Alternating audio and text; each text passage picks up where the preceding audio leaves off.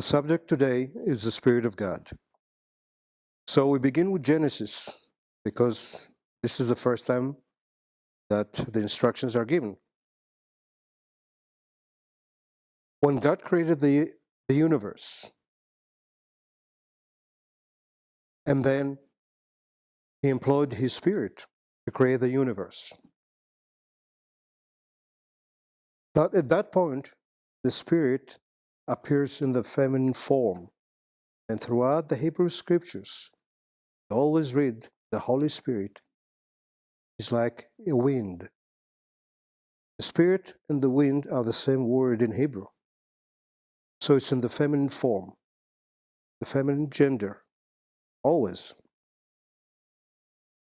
Somehow, in the New Testament, it became a male, which doesn't make sense, because they still continue to teach the same thing. It was in the form of a female, let's say, not a male.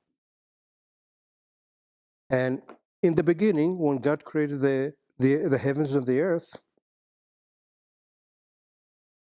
it says the Spirit of God was hovering above the waters.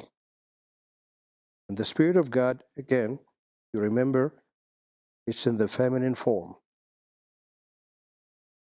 And God created man in His image and likeness.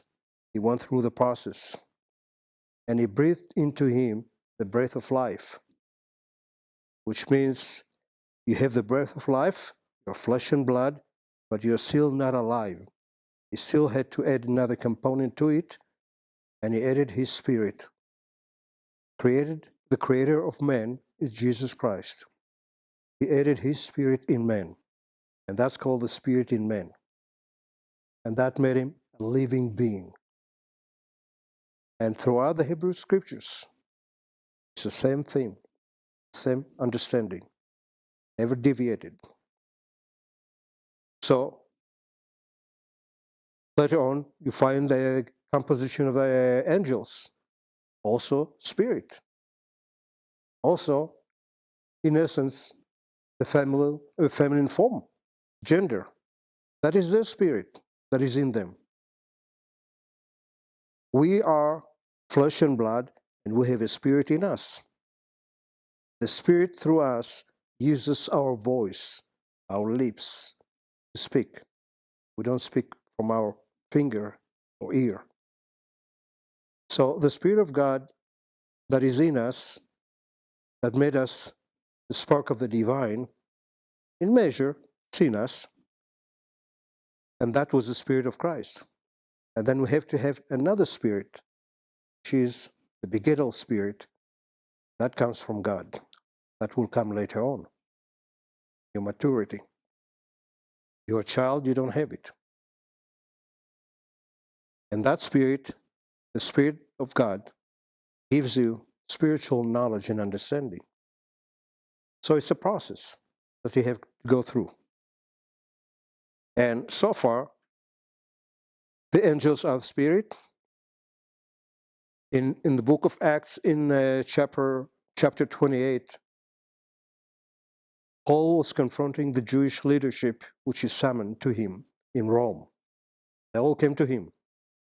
And they stayed all day listening to him. Mind you, when by this time, according to later generations, the Apostle Paul was teaching heresy in terms of the Jews. Why would the Jewish community, Jewish leadership, come to listen to the Apostle Paul? Well, they came because he was teaching the same thing that they have known from their youth. He did not deviate. He still was obedient to the law, to the Torah, to the law of Moses, to the teachings of God that He gave to Moses. So there was no difference between him and them. And that's why they were there, listening to him.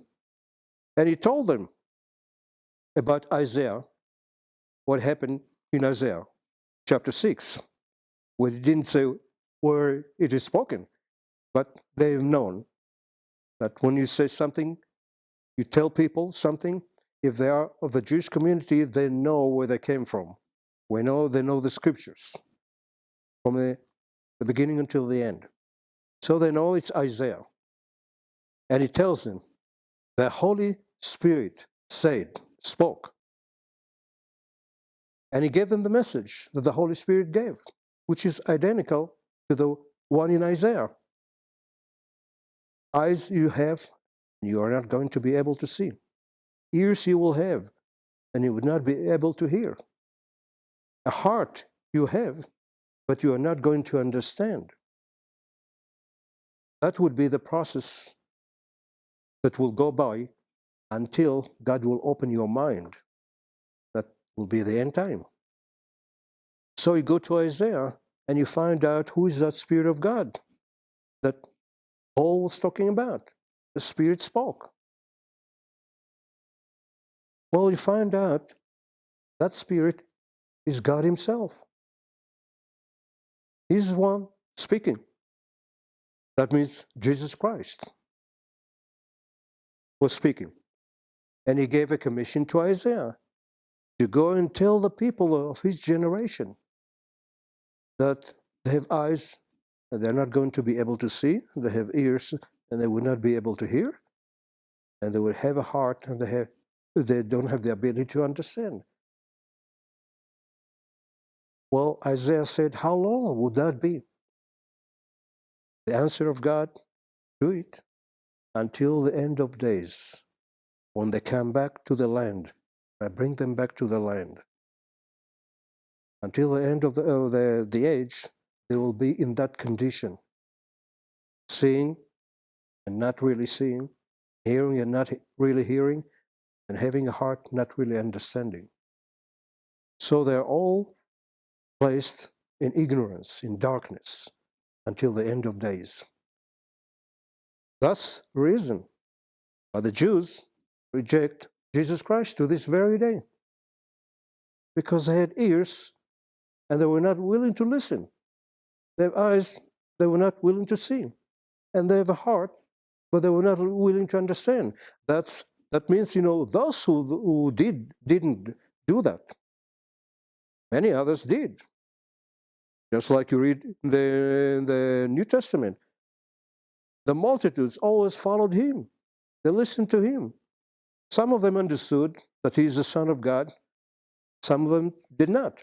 But they listened to Him. But the chief leaders, when you read about the Jews, it's always speaking about the chief leaders. There were some of the chief leaders who followed Christ, who understood what He said, who believed in Him. And there were those, because God blinded them, for the purpose of offering Him as a sacrifice for the entirety of humanity. In other words, they were instruments of God. When God determines to do something, He uses human beings. And He causes them to do His will. Not knowing what they are doing, but still doing it. And that's what it means. When they did offer Him, that was for the salvation of humanity, because they were the priests, the only ones that can offer a sacrifice. And so God determined from the beginning all the details. And so did Jesus Christ. Actually, God is the one responsible for the crucifixion. Because it says, God so loved the world that He gave His Son to be a ransom for us, that we may not perish. So He's the first responsible for it. And the second one is Jesus Christ Himself also planned all these details. And only the third category will be the priests that have to offer, according to the laws of God, the sacrifice. And all that is so that humanity will be saved, not perish. So all these things was happening because God wanted it to be that way. So you don't accuse the Jew of being Jesus crucifier, because it was not Him. Ultimately, it's the Father. And second, is Jesus Christ. They use them, just like they use the devil, who used them, the attitude. They're all doing his will by his Spirit. He sees to it that they will do his will. So we have to understand it, because if we don't, we'll be confused.